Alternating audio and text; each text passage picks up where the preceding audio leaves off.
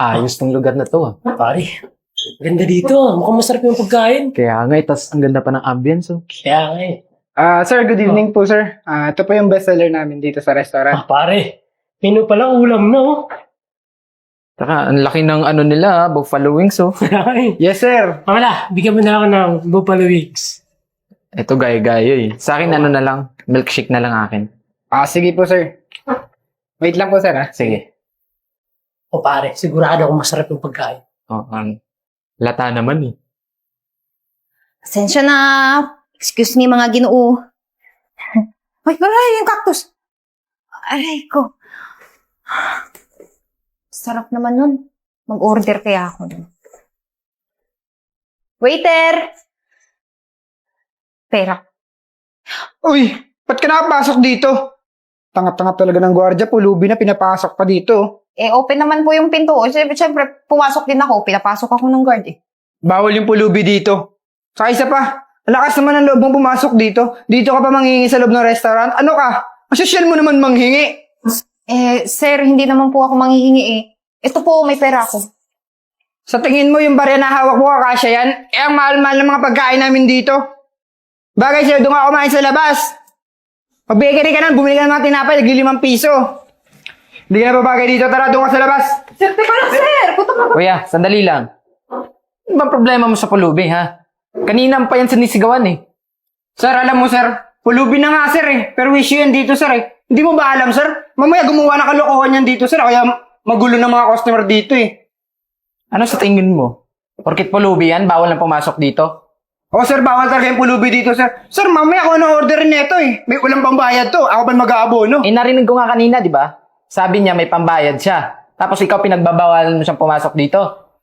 Tingnan mo, sir, puro barya, sir, oh. Di aabot yan, sir. O siya, sige. Kung sa tingin mong walang pambayad yan, ako magbabayad. O, ano? Sasalita ka pa. Sige na. Asikasuhin mo na yung order namin doon. Miss. Baka po ka muna dyan. Salamat po, Miss, pagpasensya mo na yung waiter pala, huwag mo na isipin yung sinasabi niya. Kaya mo na yun. Salamat po talaga sa inyo, Tsaka, huwag po kayo mag-alala. Yung in-order nung para sa akin, sa inyo na lang po yun. Ako nang bahala dun sa waiter na yun. Sige po, una na po ako. Kasintabi po. Sorry. Okay, ibig sabihin nun. Ewan ko. Pulubi? Guguluhan din ako, eh. Baka vlogger. Matagal ng tricycle, no? Bakit ang parang tahimik mo? Yun na nga, eh. Problema kasi ako kasi yung nanay ko. May sakit dun sa probinsya. Sabi nga, malubha na daw, eh. Wala akong may padalang pera kasi alam mo naman na walang-wala din ako. Ganun ba? Kabala, may konting naitabi ako dito sa GCash. Send ko na lang sa'yo. Talaga? Sigurado ka ba dyan? Baka naman mamaya, ikaw naman yung maubusan dyan. Yeah. Siyempre, nangangailangan ka ng tulong. Tsaka, last money ko na rin to, eh. Maraming salamat, ha. Oy, kayo na naman, Parang seryoso naman yung pinag-uusapan nyo dyan. Yun na nga, eh. May pinag-uusapan lang kaming dalawa. Wala, pasensya ka na. Wala kang may bigay sa'yo. Ano ba, hindi naman ako nandito para mamalig mo sa inyo. Gusto ko lang sabihin na alam ko, isang araw pagpapalain kayo kasi mabubuti kayong tao. Ano nga pala ang pangalan mo? Jay. Ikaw? Francis pa. Sige, mauna muna ako Hanap po na ako ng mga kakain. Teka lang. Mukhang nagkakamabot yan kayong tatlo, Ano? Kasama niyo rin yung pulubi sa inyo? Magiging pulubi na rin kayo? Hey, ikaw. Tigil-tigilan mo na kami, Tatamaan ka sa akin. Talaga ba? Alam niyo bang, mamaya modus niyo lang to, eh. Tingnan niyo mamaya, pagdating niyo sa kanto, papahold up kayo niyan. Hoy, kung wala kang sasabihing matino, pwede ba umalis ka na? Alis naman talaga ako, eh. Alis ka na. Magiging pulubi din kayo. Baka masaktan pa kita, Siya, hayaan nyo na yun. Sige, una na ako ha. Sige. Ingat kayo. Teka, Ingat ka sa daan ha. Sige. tara na. Tara, nag-aantay na yung tricycle oh. Hello ma'am. Good evening po. Di ba, ikaw yung pulubi? Kahapon? Ano yan? Instant? Pulubi kahapon? Mayaman na ngayon? Siguro scammer ka, no? Siguro yung dalawa na to, scam mo, no? Hi, good morning, Miss Eden. Good morning, Miss Virgo. Napasyal po kayo dito sa restaurant. Gusto niyo po ba kumustahan? Well, ayos naman po yung income ng restaurant nila. That's good. Siguradong magiging masaya si Papa. Teka lang, ma'am. Kilala mo po siya? Yes, Anse.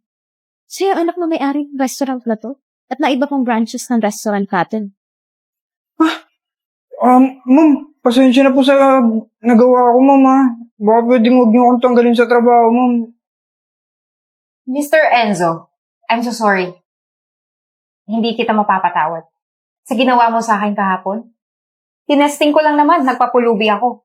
Hiningnan ko kung ano yung mga gawi dito ng mga staffs sa customers nila. Sa ginawa mo, hindi makain ng aso yung ugali mo eh.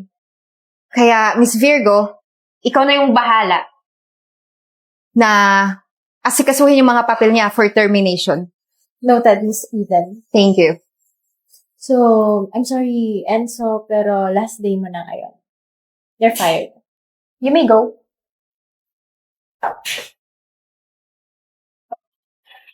Ay ma'am, kaya niyo pala kami pinapunta dito ah. Kala pa naman namin, pumunta ka lang kami dito para libre mo kami ng pagkain. Tapos isa ka pala sa may-ari ng bonggang restaurant na to. Kala ko rin, ma'am, na vlogger ka. Yung pala, madam. Ay ma'am, na-prank mo kami ah. Ano ba kayo? By the way, Miss Virgo, asikasuhin mo nga yung cheque kasi gusto ko silang bigyan ng reward sa ginawa nila sa akin kahapon. Pinagtanggol nila ako dun kay Enzo. Sige, magkano po ba ilalagay natin sa check? Bigyan mo sila ng tag 100K. Ha?